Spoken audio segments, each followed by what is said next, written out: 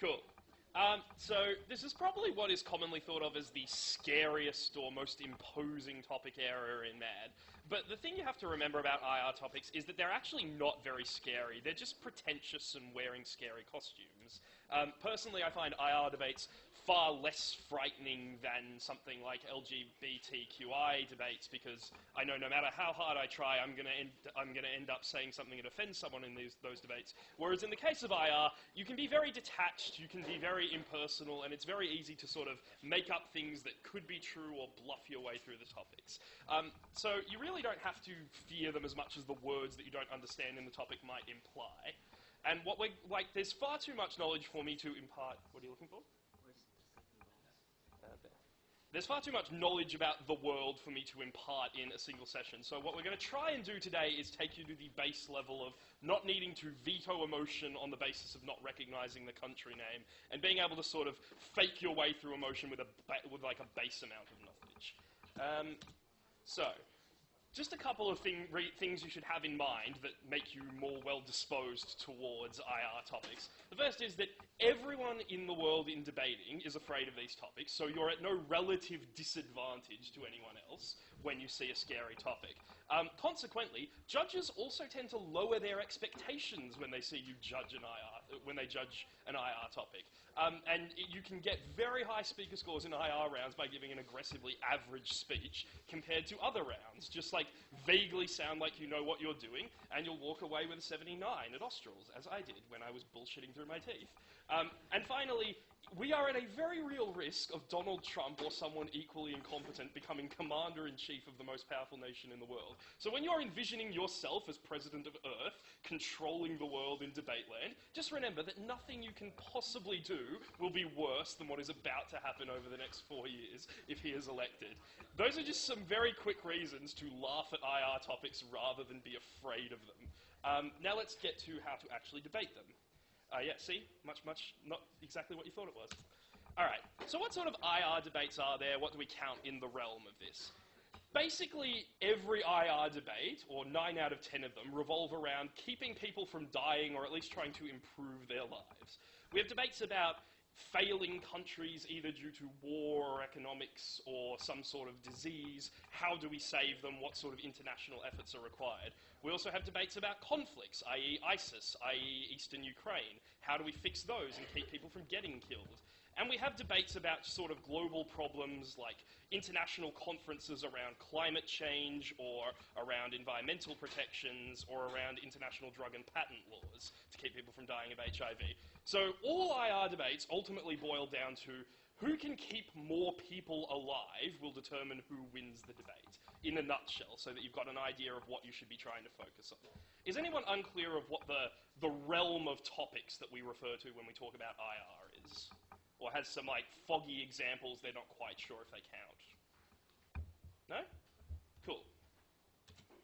So all countries basically develop economically according to the same formula. Let's start with that as a baseline level of knowledge about how do I interpret the country I'm debating about. They start with a fairly agrarian, farming-based economy that doesn't really sell things overseas, is mostly just existing for subsistence, and gradually they proceed through becoming more of an exporter, start becoming industrialized, start urbanizing their population, and start becoming more of an international trader than just sort of a single subsistence country. Now, if you want to know more about all of this, I recommend something called Rostow's 5 Stages of Economic Development model as some extra reading. But basically, you don't really have to know this level of detail in order to debate effectively. There are some assumptions you can make that are a lot more simpler and intuitive, and you can just sort of fill out the additional language in prep time. So, as a country gets richer, more developed, and more prosperous, a few things happen to it that are basically true of every example you could possibly think of. The government becomes more stable and starts playing more of an active role in the economy. So they start investing in the education and the healthcare of their citizens. They start policing more aggressively. They have a larger and more expansive court system, etc., etc. And that ranges on a scale from us and Germany and to some extent the United States. And at the other end of that spectrum, there are very few countries that still exist that have like no discernible government or nothing in the way of stability. Like Congo, Niger, Chad, places you've never really heard of struggle, but they still have like the basic tenets of being a country. So most of the countries you're going to be debating about fall probably between the 1/3 of a way up that line and the end of that line. They will have something vaguely resembling a government. They will have something vaguely resembling an economy. In addition to their government becoming stronger and more active, they start to industrialize, i.e. use machines, i.e. export things, i.e. diversify their economy. Their people start to have their own spending money, and they start to have a means of actually consuming goods within their country rather than just producing cheap shit that can be sold overseas. The one thing that doesn't really progress linearly is what role protectionism plays in their economy. Who's heard of protectionism? Not the economics student. All right, Nathan, do you want to explain what it is? Protectionism is where you put tariffs on imported goods, or broadly, so that you can protect your own industries, and it's mainly done, or like theoretically, there is like a point at which you've developed enough that you can remove those things, and it would be a good thing. Yeah, basically. So you're trying to make the playing field unfair. You're subsidizing your own agricultural producers so that people buy food from within your country rather than from overseas. Or you're putting taxes on the ones that are imported overseas so that people will buy your products versus buying another competitor's products. Some pretty well-known examples of this would be the United States, which subsidizes its meat industry up the wazoo. Brazil and most of South America have fairly state-protected electronics industries. You can pull out examples if you have them, otherwise the logic is fairly consistent. And what tends to happen in an economy's development is there'll be an initial stage where the state will intervene and will impose protectionism on its economy so that it can start to develop some fledgling industries into actual global players, and then the rule is that those things usually start rolling off. And that's just a sort of nutshell of how the entire world develops. There are some countries that have played fast and loose with those rules, but overall, that's how every economy develops. It starts with a really labor-driven agrarian sector and progresses to a sector that exports materials and starts doing professional services. Basically, what I want you to take away from this slide is a baseline understanding of what economic and political development looks like, and how you go from being Zimbabwe to Germany in a few decades. Does anyone have any questions about like the vague development of a country? No? Well, I hope that's a truthful answer because a lot of debates revolve around that concept. All right. So how can we actually, as the international community or as a specific country, or in this case, debaters, get involved in this process and help it along? There are sort of three strategies, general strategies that you will debate about, and most debates are a version of these three ideas clashing against each other. So on the affirmative, you'll be arguing for solution 1, and on the negative, you'll be arguing for solution 2. So number 1 is what I've labeled spoil them rotten. Basically what this is let's give them lots of financial aid, let's open up trade markets, sell them as much, buy as much from them as they want at free market rates, and let's let that country have discretion over what it does with that wealth. Solution 2 is similar. We're still giving them aid and we're still giving them access to markets, but we also give them instructions or place restrictions on what they can do with that aid. And solution 3 is basically let's just stay out of it and let them develop on their own. And each of these can work and cannot work. And debates are very often about which one is most applicable to a specific country or a specific group of countries. Have you had any sort of debates like that so far this year? Anything vaguely resembling a trade investment round? No? Okay. You will eventually. So I put up there some examples of where those solutions tend to be kind of ineffective. Let's take them one by one. Who can give me an example of what the spoil them rotten strategy would look like, or a thing that you would do when helping another country by spoiling them? So this is helping their economy with no strings attached. Anyone got any examples of what that might mean? A debate that might include that? Would it be things like emergency aid? Possibly, although most people generally acknowledge that emergency aid is a good thing and should be given with no strings attached. Probably more applies to development aid, where the country has full discretion to spend it how they want. Yeah. Would this be like how Germany continues to like subsidize Israel at this point, where it just like gives the money and doesn't say how to do with it based on Yeah, immigration rules? that's a good example. It probably has less to do with development and more to do with security, but yeah, that's the sort of thing we're talking about. Yeah. Would an example be multinational corporations investing in developing economies, like sweatshops in Bangladesh or something like that? Yeah, where their home countries or the governing countries haven't like put any rules or restrictions on them. That's the sort of thing we're talking about. Yeah. Any others? Yeah. This is a bit of a stretch, but say the humanitarian aid going to North Korea, because if you give it to them, it just helps perpetuate the government if you don't, then people starve.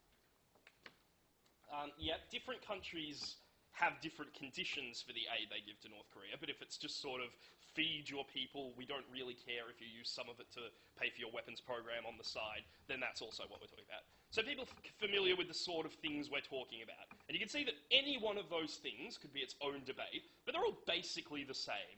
We're giving money or funding or resources to a state and trusting that they'll use it responsibly. What's the end goal of that solution? Why do we do that? Yeah?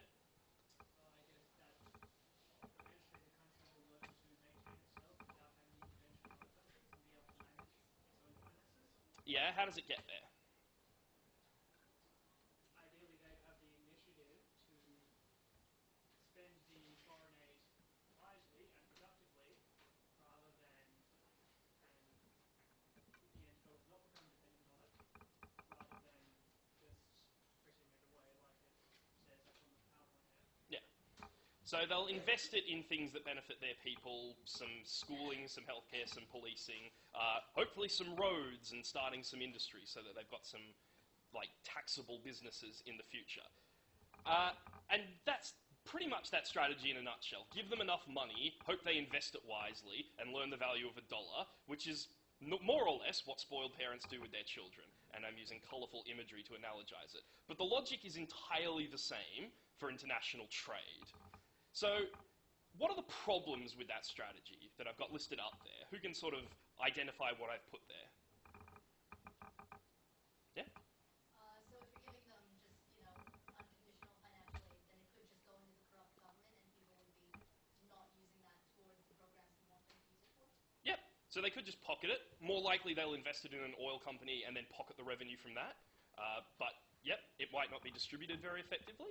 Some examples of that, even where it was done sort of ethically, would be a lot of African countries like Nigeria who got money for their oil industries, and that we're still kind of waiting for the money for that to trickle down into the pockets of everyday citizens. So hasn't been spent that effectively. What other problems could it have? Yep.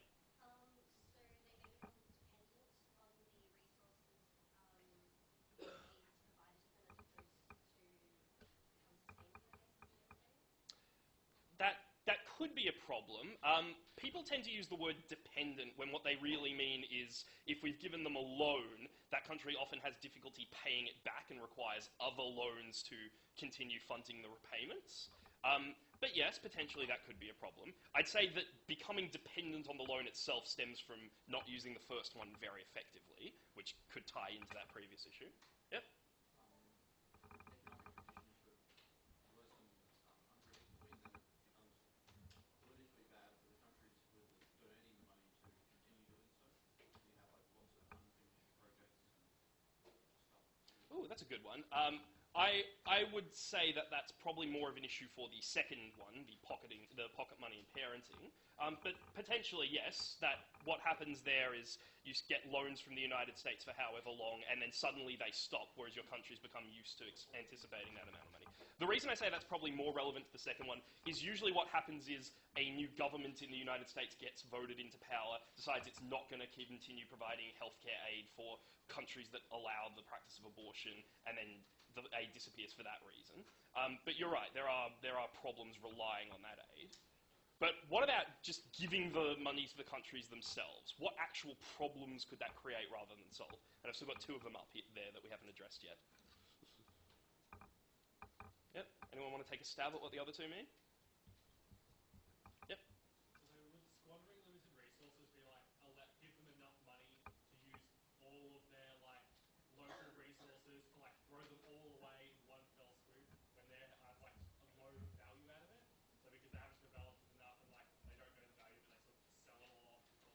Yeah, and that could mean that they got rid of it all, or it could mean they got rid of the raw resources when what they should have been doing was, instead of selling tungsten, making light bulbs and then selling the light bulbs. You could use giving them aid could mean that they squander a precious limited resource in a very short space of time. What about the third one? What does local industries can't compete mean? So, like they use the aid to import goods from overseas and don't stimulate the local industry and buy.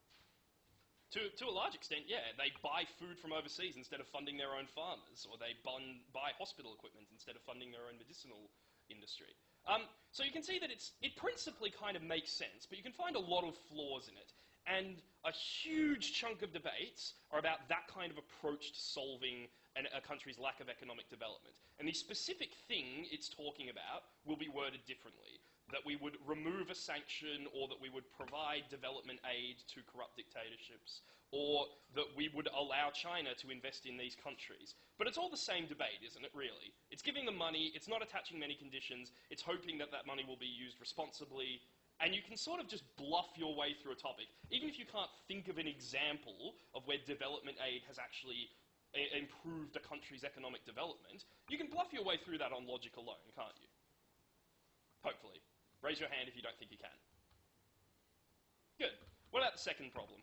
The second solution, pocketing money plus parenting. What are we talking about there that's different from spoiling them rotten? Is the Eurozone in Greece one of those examples? Potentially, although that's more response to a crisis than developing the country.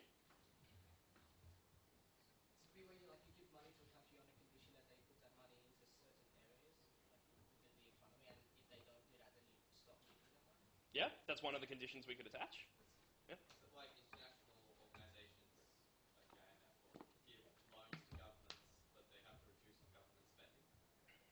Yep, austerity is probably the bullet that is most commonly associated with conditions, and it's been successful in very few circumstances. If you want to read up on circumstances where it was successful, I recommend Turkey, where essentially the conditions on the loans were able to survive regime changes, and we got a small number of good policies that held up over a period of the country changing governments. But overall, that's the sort of thing we're talking about. We're imposing conditions in exchange for the money we give them rather than trusting their discretionary spending. But it doesn't always take the form of an explicit condition we put on a loan. Sometimes it's things like we include a country in a free trade agreement, meaning that neither country will tax the exports of another country, and what that means is that, sure, we're giving them access to a lot of foreign investment and not explicitly attaching conditions to it, but we're also requiring that they not include any taxes on their own commodities, or tax ours when we import it. So they are still giving up something in exchange for that loan, and that's a different kind of condition.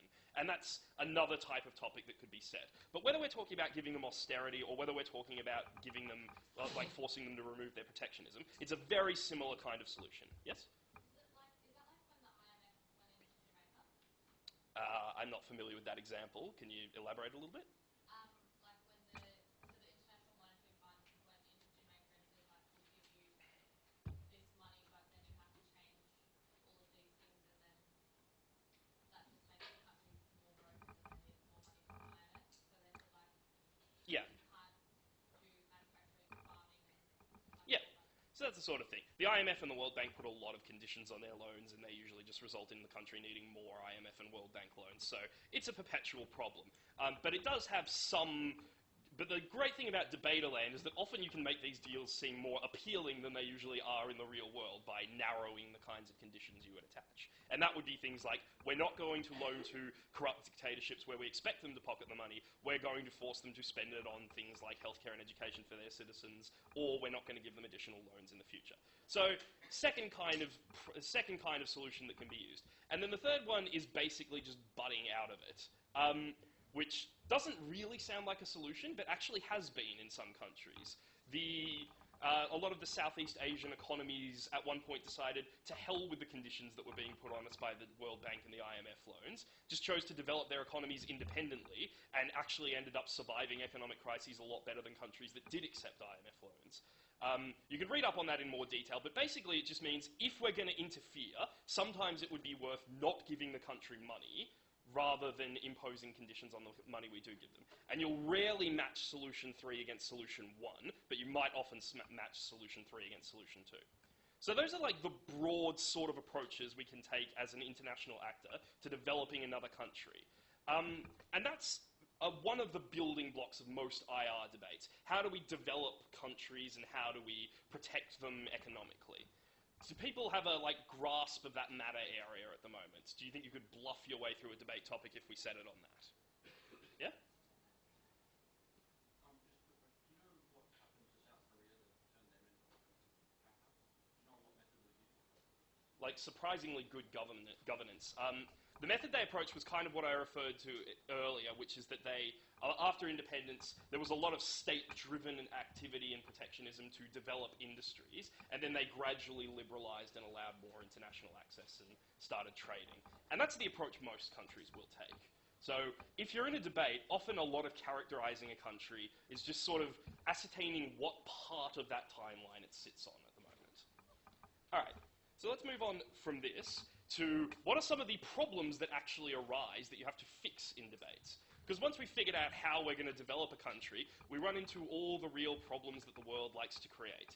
And the big one is often like a war or an internal conflict or a really arse-holish regime that won't let us develop the country properly or, sends their son to university and nobody else.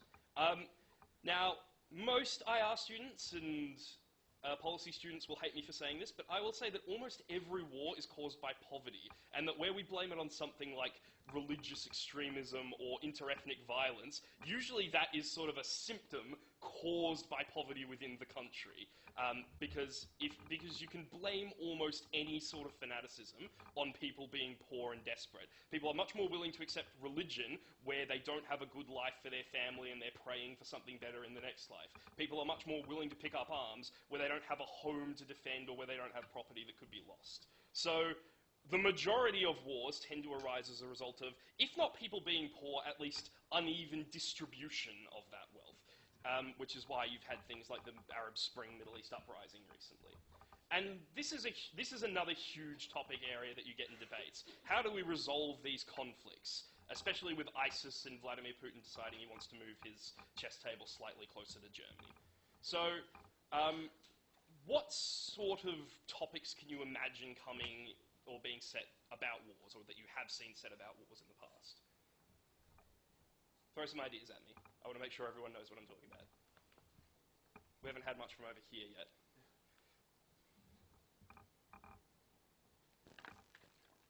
What are some conflicts going on at the moment?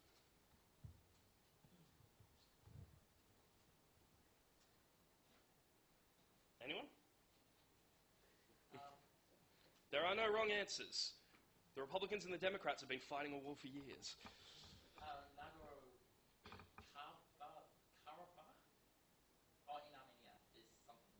Okay, any good examples that we'll actually know about? Iran? I'm not really sure if this is it's definitely one, but I don't know, would America's decision to invade Iraq be driven by poverty?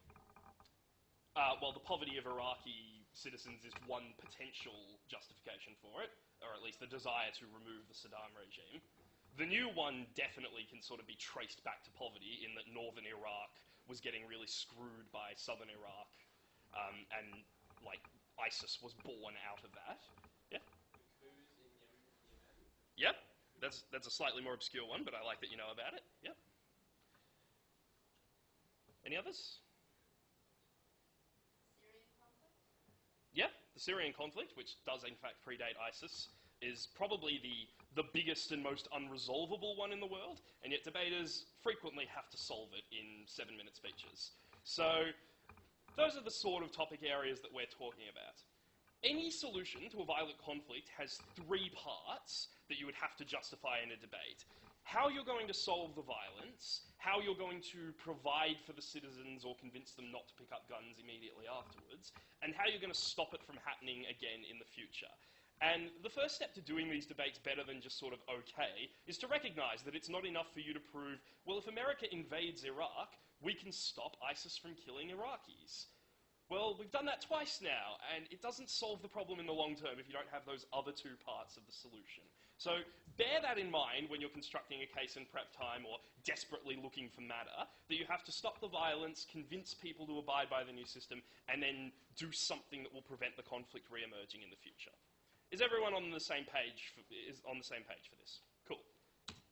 Now, debating God and infallible wizard of Monash, Tim Sonreich, who has won Australs more times than most of us have been to it, tells you that there are 7 plans that you can choose from in order to prevent a conflict in a country. I'm going to cheat a little and say that there are 3 in Debaterland, because some of them are quite similar, or some of them you should just do in conjunction with your other plan.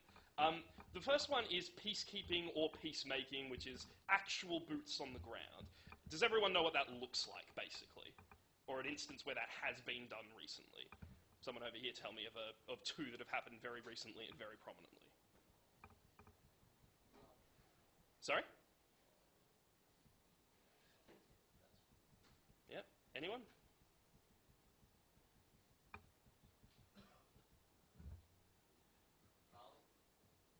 Yeah? Sorry? Yeah, it's a good one. Another one? There is one listed up on the board there, guys. Sorry? Yeah, we mostly... East Timor is basically what we're talking about there. Yeah? Cold War, sort of an asterisk on that one, but yes, we did put boots on the ground there. So it's sending your country's own forces in. The advantage is obviously you have a lot of control over that solution. You can do it relatively quickly. You don't have to trust actors that you might find slightly unreliable. The downside is it's pretty horrible for your own country, and you're likely to lose support for it pretty quickly on. If that country isn't particularly fond of the colour of your troops, they will resist it to quite a massive extent. And the third, slightly overlooked problem is that after a conflict, you usually leave a lot of hardware behind, which can then be picked up and used by insurgents groups after you leave, which is what we faced a lot of with ISIS. All of the military bases that were left in Iraq after the second invasion actually provided the weapons and the vehicles that they're using for the first couple months of their conflict.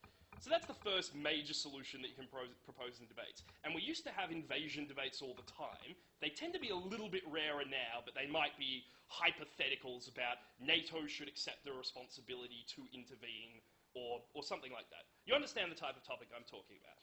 What's the second one in comparison? Arming one side. How's that different? Yep. It's like you're not actually, it's almost like a proxy war. You're not actually involved, but you're helping someone else fight the war for you. Yep. It's probably my least favourite of those 3 solutions because it doesn't work particularly well. But there are sorts of... Usually it's more applicable to small internal conflicts like Boko Haram in Nigeria, where we might arm the state and give it weapons and intelligence rather than try and fight it on our own or just ignore the problem altogether. What about the third one? Diplomacy, political pressure, bribes. What's that? Does it involve any military action, really? So would it be like proposing a no-fly zone, or like just saying we're not going to buy stuff from you? Well, the latter part, not buying stuff, definitely is a tool of diplomacy. No fly zones, and the reason I've crossed out containment and frustrate, are just things that should probably be part of any of those solutions. Whether you're invading or arming one side or negotiating with the country, you should probably institute a no-fly zone so that it can't bomb the group that you're trying to protect, or that the group you're trying to protect can't be bombed.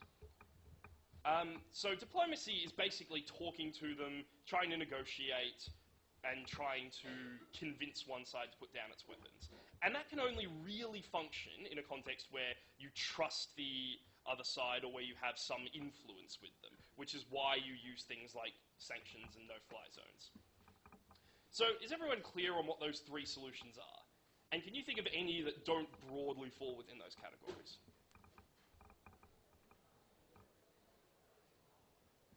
Cool. And like when we were talking about development strategies, these debates about these things can often involve these solutions clashing against one another. And whether we should use military force or whether we should negotiate is probably the classic international relations debate. So, how do we do them well? Oh, there's a slide missing. That's not good. Okay, we'll come back to how to do them well later. All right, some other problems that can exist. In addition, other than just like wars, we can have trade obstructions. What's a trade obstruction?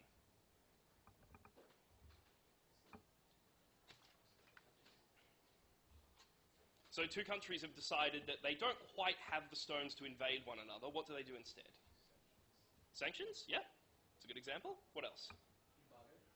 Yep, embargo. Like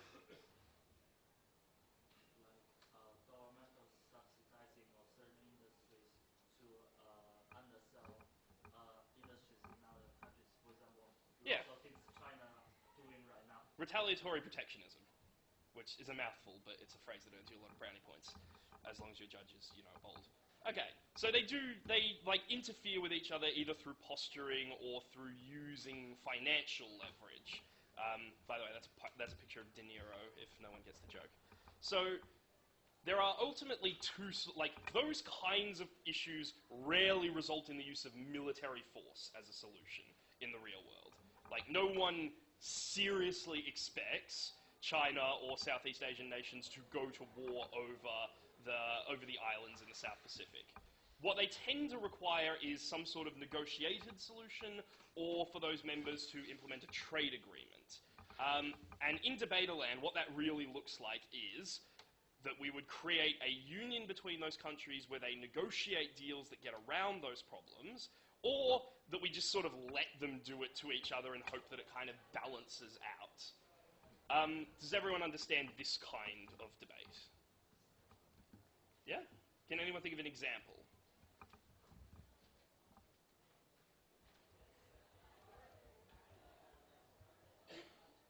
Yep.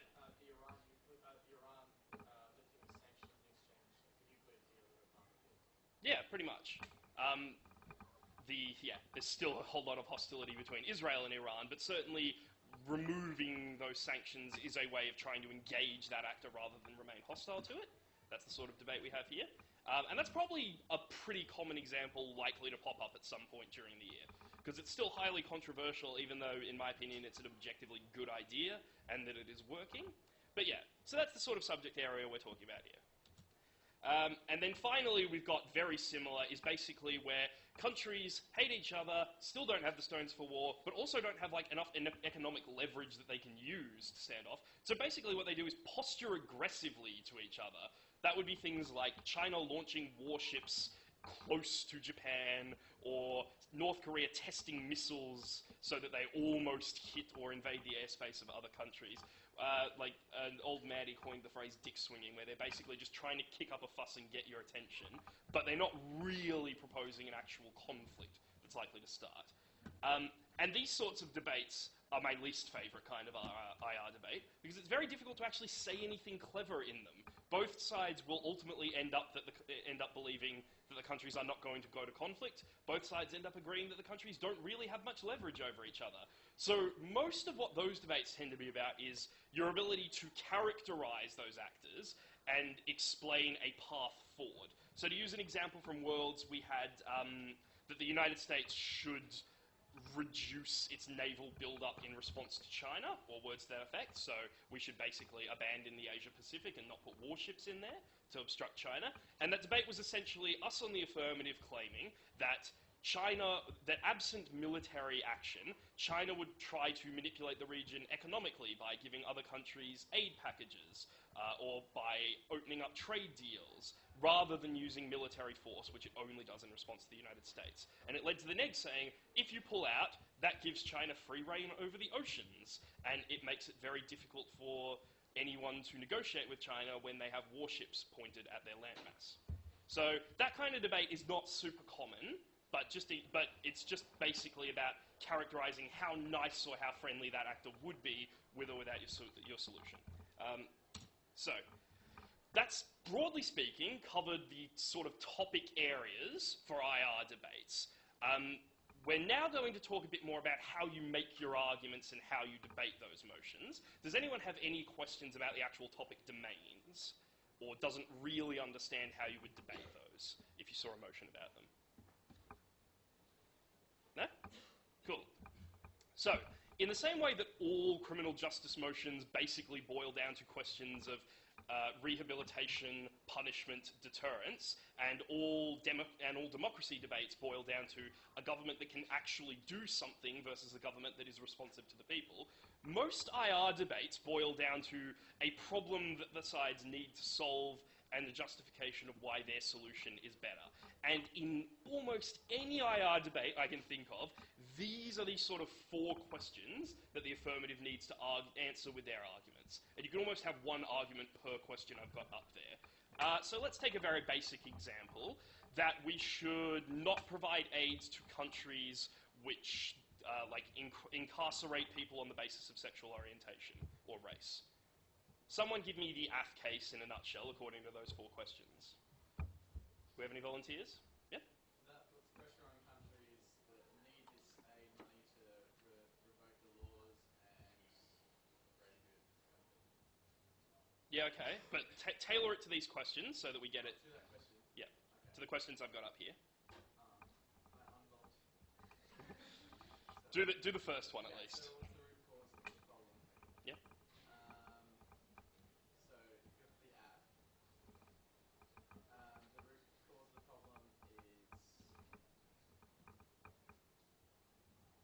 I'm not sure the app. Yeah. Oh, okay. So I think. Okay, that makes sense. So I would say that these countries are violating human rights. Yeah? That's That's the the problem. yeah.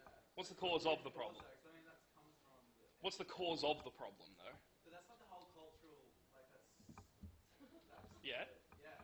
But that would be more of a negative case, that it's like a cultural thing that needs to change. Cultures can change. The lack of change or the lack of anyone to take action to change that culture is the source of the problem, isn't it? Yeah. Yeah.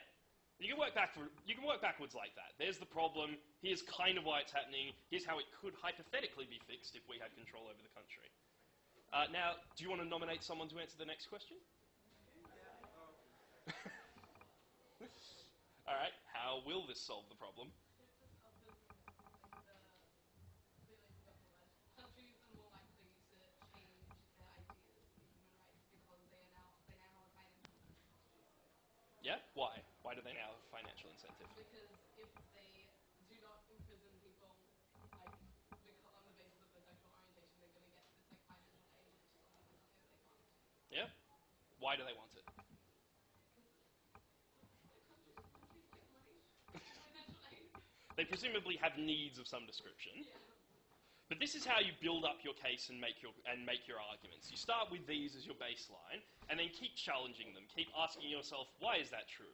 Or what's the next level of detail? Or how do we actually explain that? And you'll build your arguments from there going backwards. So we started with our problem of there is abuse against certain groups in these countries, and we've gradually worked back to the intuitive line of they have the need to pay for their citizens' goods and services. We assume that they are going to like those goods and services more than their bigotry towards certain groups. So when we force them to choose between the two, they're going to pick ours. Who wants to have a shot at the third question?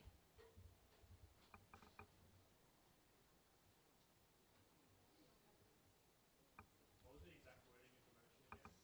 That we should not provide development aid to countries that incarcerate people on the basis of sexual orientation. Okay, so you can say like maybe like violence or like other alternatives feed into the nature of the countries that have these issues, because these countries necessarily exhibit more poverty or less like societal development. So like financial incentives are the most powerful, whereas otherwise might feed into some sort of rhetoric against that sort of like perspective. Like they might say that enjoy like celebrating these groups is a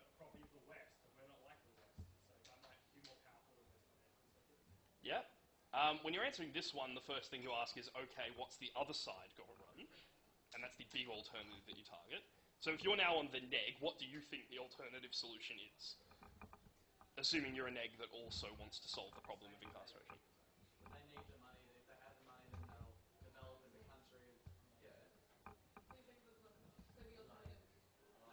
No. I see where he's going. If they give the country the money, then they will develop. And when they become more developed, they become less generally, that once they become developed, they're more likely to break the laws of their own doing. Yeah. By withdrawing the money, you make them more unstable, and therefore they're more likely to target minorities. All right. So on the a new part of your case you're looking for is, okay, what's wrong with that alternative? Why doesn't it work? Which brings us to question 4. Yeah.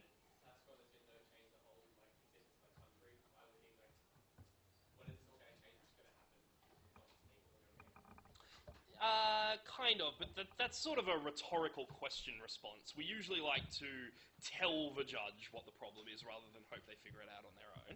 Well, we'd say even if they're right, that's great. In the future it can be changed, but we want to change it now. And then in future that culture will change. But for the time being, we're still keeping those gay or transsexual or whatever people out of prison. I think you've just made way too many concessions to your opposition right there, but... Yeah. Sorry?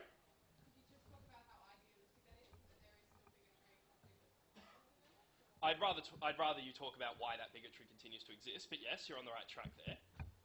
Yeah? Could you make some points such as, like, say you were debating whether or not to give aid to a country, you would say, well, people who are, transsexual or whatever, they're a very small minority, so it would be harming more people by withholding aid as opposed to, just withholding it just because this small group of people is oppressed. So you're saying that the group still remains small, marginalised, and unable to agitate for its own rights? I'm not sure. I was just wondering about whatever the Aristotle would agree to say in a debate sort of thing. Because, never mind. No, I think you're right there. Yeah, so this was if you're debating against withholding aid because some group of people is oppressed. But those are the main questions that you have to answer in any IR debate, regardless of what your proposal is. So, I don't know, photograph that slide or have it written on the back of your hand and use that to guide your prep time when you have a topic that just scares you with the IR prospect of it. Now, if you're on the negative, what's the reverse of that? Okay. The neg looks fairly similar. There are, as you hopefully know by this point, there are 2 ways you can negate a topic. One is to rebut the affirmative perspective and explain why it's a bad model. The second is to agree that there's a problem, but you have a better solution for it. If you have a better solution, you use the same structure as the AF.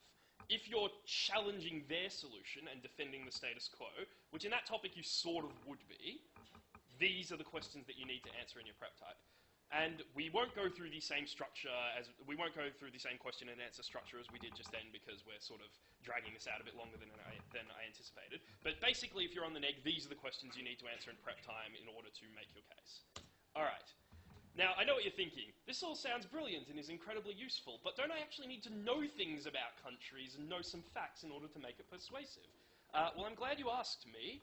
Because, no, you do not. You can actually fake your way through a huge number of IR debates, either by making things up that could be true, because it's very difficult to prove things are objectively false in debates, or what we're going to talk about here, which is sort of work backwards and deconstruct the topic and come up with things that seem quite logical. So, let's assume that the CA that set this topic for you to debate was actually sane and figured out that there is both an AF and a neg to that topic that can be debated.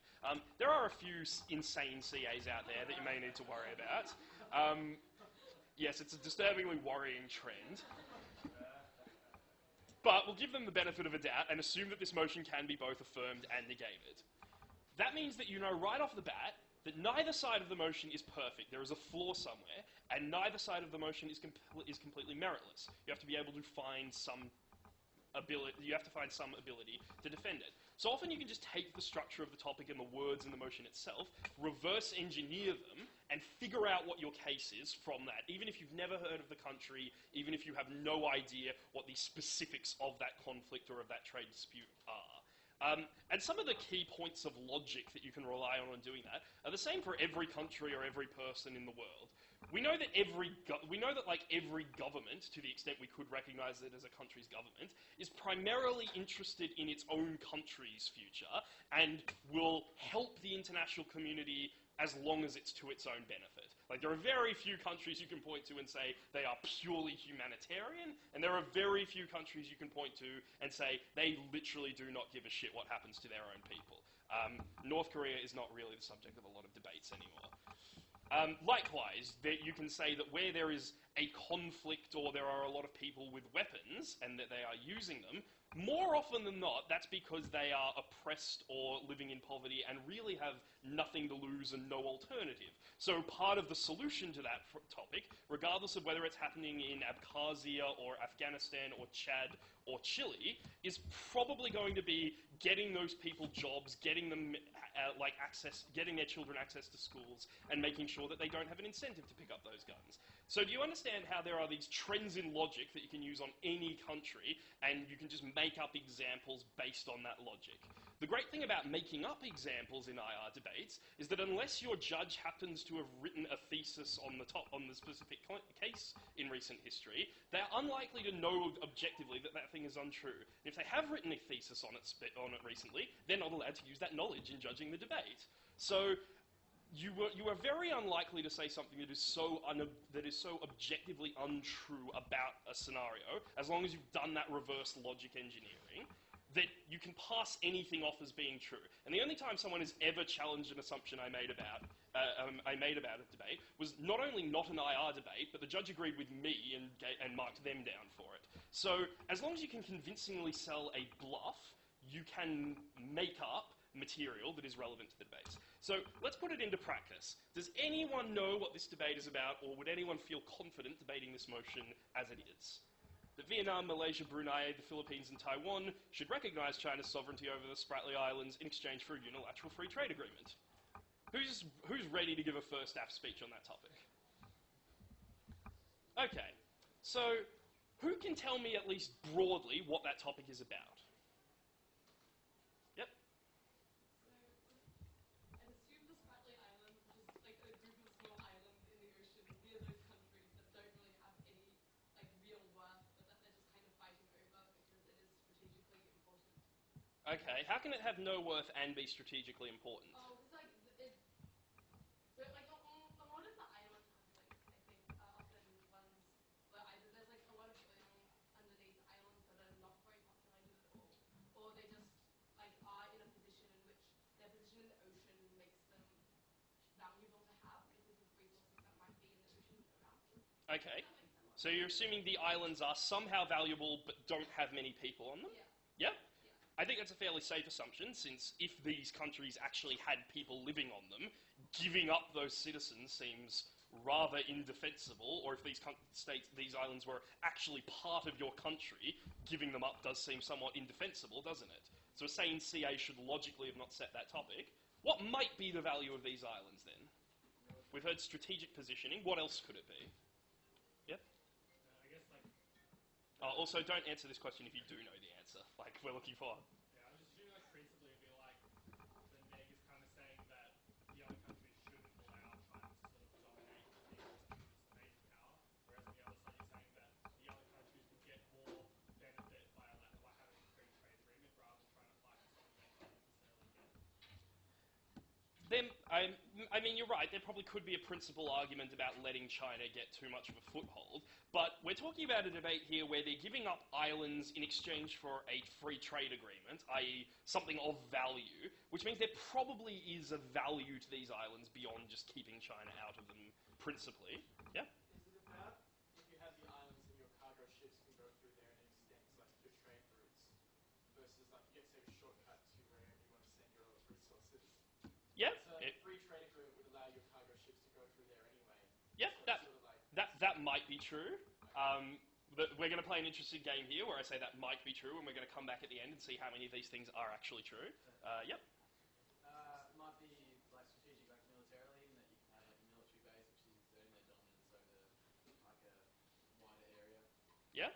Not even necessarily militarily. Like, if they control that shipping, if China controls that shipping lane, it could be a strategic incentive, even if it's not military. Yep. Does it have something to do with the first island chains, like all from Japan down to like Taiwan under the Spratly Islands, down to Malacca, and the chain of islands and nations that can literally block China's like exported traffic of everything. Yep. Like So resources, oil. we're still everything. talking about trade routes there, yeah? More or less. Yeah. Yeah. Could this be a cultural thing? So the Philippines might just feel like, oh, these islands are just like a part of our country, which we just don't want to give them up just because of that. Yeah, I'd lump that in with the principal sort of argument we heard earlier, in that it could be true, but if we're getting something of value in exchange for it, we can probably assume that there is some other importance to this beyond, like, pride. Alright, so far we've got that they might have a strategic military or trade importance, there might be an important shipping way, they might be a source of natural resources. We've got a few reasons why they could theoretically be quite valuable. But now let's attack the other side of that. Which of those are unlikely to be true? Yeah? I feel like if it was very valuable, like just natural resource-wise, a country would have taken it over by now, so they wouldn't still be fighting over it. Well, I think the problem here is that like 8 countries have tried to take it over based on the wording of the topic, so there's probably a debate where that's true. It might not necessarily be true here. So clearly, if it's at least plausible that China would allow a free trade agreement and give up its protectionism in exchange for these, they'd have to be fairly valuable, wouldn't they? You'd think. So, do we think that it's probably all of those things? Most of those things? Yeah? Hands up if you'd be willing to propose that that the islands are worth all of those things. Or at least most of them. Yeah? What if you think, hands up if you think it's just sort of a trade or shipping route, strategic significance. Hands up if you think it's of virtually no value. Hands up if you haven't put your hand up yet. Alright, in summary, pretty much all of those things are true. There is some mineral wealth underneath it. They are strategically invaluable. There's also some fishing hoards that are accessible through there. They're a valuable island resource. And if you started to say those things in the debate, no one could objectively say they were untrue.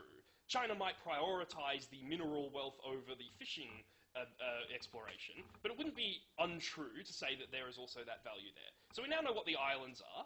Does everyone know what a free trade agreement is at this point? Like, at least basically? Yep. So why would that be valuable to all the other countries? China's a massive market. If they can sell stuff to China, they're going to sell more stuff. Yeah, but why can't they sell it now? What does the free trade agreement bring? China puts taxes on their imported goods, the imported goods compared to their local product. Yeah, pretty much. Yeah. More like just characterizing benefits between like what's the benefit for these countries fighting over the Spratly Islands and the inherent value of the islands themselves versus the benefits they would get by just attacking.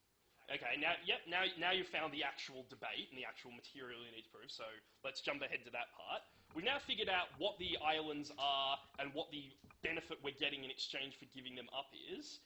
How do we win this debate from either side? Let's say we're on the neg. What do we now need to prove logically in order to win this debate?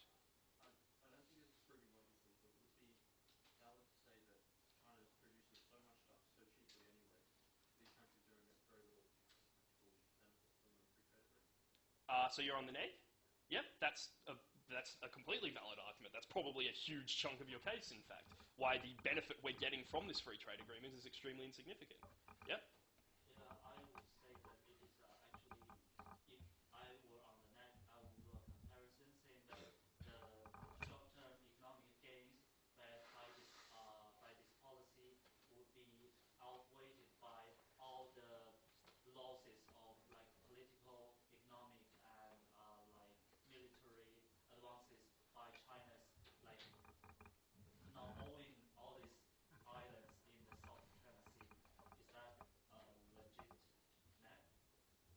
So can you put that in a sort of shorter, more concise argument?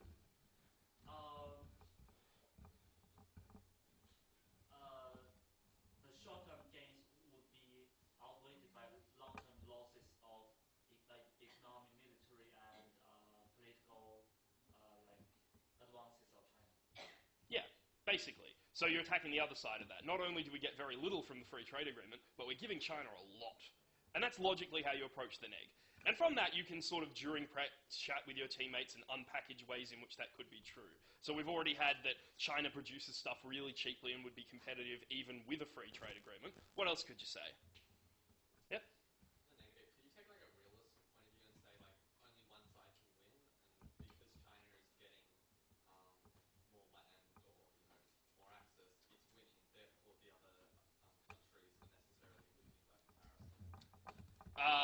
Well, I would say that's the logical conclusion if you can prove the rest of your case, that you're giving them valuable resources. You could perhaps go into more detail about why the resources outweigh the value of the trade agreement, why they, as a limited resource, are uniquely so valuable.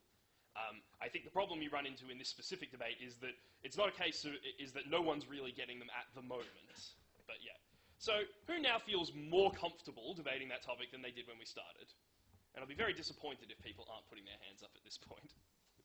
But you can see how you can sort of logically deconstruct the topic and figure out that if we're talking about an exchange of value here, there have to be reasons why these things are valuable. Let's try and come up with some intuitive ones and figure those out. So let's try another topic, and we'll do this one like really quickly. Who's heard of Cape Verde? Okay, you are excused from this discussion if you've actually heard of the country. All right. What is the first thing that pops into your mind about this topic? I'm going to give you less hand-holding for this one. I'm going to take a guess that Cape Verde is in Africa, but it's quite close to Europe. Interesting. And why do you make that guess? Based on the wording. But more detail. Why are you making that assumption? You're not wrong. I'm just curious. I just want to. Actually know how to explain it. I just want everyone to follow the thought process. Seems exactly right. All right. Anyone want to be his lifeline? Yep. Well, the notion implies that there's a benefit to be gained from getting closer to Europe, which would indicate there'd be regional proximity, because if you're far, far away from Europe, you wouldn't be able to gain much by doing this. Possibly. Europe and Africa are themselves quite close together. Southern Africa and Northern Europe. Just because it says regional, regional ties, so it has to be close to both continents. Yeah.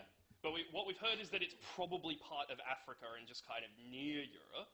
What's the logical extrapolation you use to get there? Yeah. Would you say both continents are green? Does Verde mean green? No, you couldn't. This better not be another lame joke. Yeah. Well, this is sort of this is not really like about why you put. I guess with what you said, where did you extrapolate that from? Well, the idea that a country should prioritize its relations with Africa as opposed to somewhere else implies that it's in Africa already. This is just something this is just a bit unrelated, but maybe it's not so much that it's physically proximate to Europe compared with the rest of Africa, but maybe it has, it has more cultural ties to Europe. Like maybe there were more European settlers there, so it's sort of got that cultural connection. I mean, you're still bang on. While it is geographically closer to Africa, it shares a pretty extensive history with Europe, i.e. it used to be a colony and has a lot of ties to Portugal and Spain. So far, everything you've said is correct. This country is geographically part of Africa, but still has certain connections to Europe. But someone explain to me how you can make that assumption, yeah?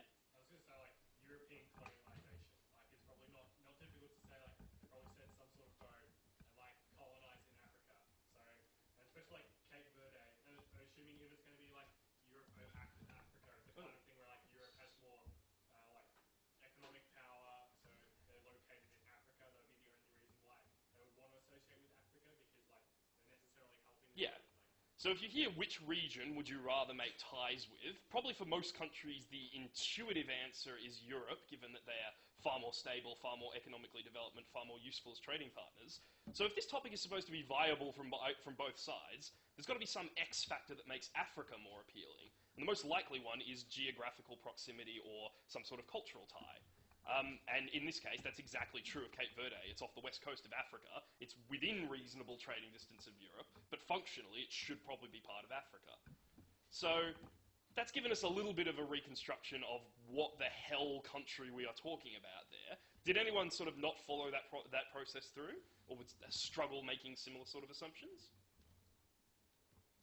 No? Cool.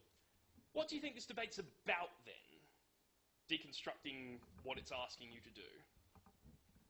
We know that it's about prioritizing one region for their like ties. We're probably talking about political unions or economic trade or like international criminal policy.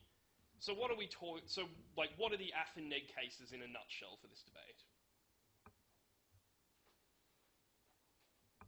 Yep. I guess if you're saying that it should prioritize its regional ties with Africa over Europe, you could say that because it would have been a European colony, it would have, been part of this history of oppression of Africa by the Europeans. Therefore, in an effort to kind of make the whole continent kind of recover from that, it should focus more on fostering ties with other African nations as opposed to further distancing itself from Africa and thereby having more of a negative impact in that sense? Yep, so sort of identity heritage argument about why they're probably not that well disposed towards Europe. I think that's a legitimate argument. I think it would be virtually impossible to accuse that of being untrue on the negative. Yep. So economically, like it's pretty good to trade with people right next to you. You don't have to like ship things very far or fly them anywhere. So like if it associates itself a lot more with areas right next to it rather than places that are further away, it might give it a better like long-term stability or like ability to develop faster. Or like it won't give them some sort of glass ceiling where they're unable to like trade and sell like agrarian stuff amongst its borders. Hang on, are you Europe or Africa at the moment? In Africa, but I mean I don't know. So you're saying that it's closer, trade is much cheaper and much more logistically easy. It would be wise to like cut off its neighbouring countries given it like dissociates with them. Yep. So it probably has some economic ties to Africa that it needs to preserve. And that's also probably quite true. It's a massive service economy, and most of the European countries have far more advanced service economies. Ready? Okay, cool. Yeah, so I'll let you go for pizza and we'll finish this quite quickly. What I was going to do was give you the opportunity to quickly brainstorm one on your own in 2.5 minutes.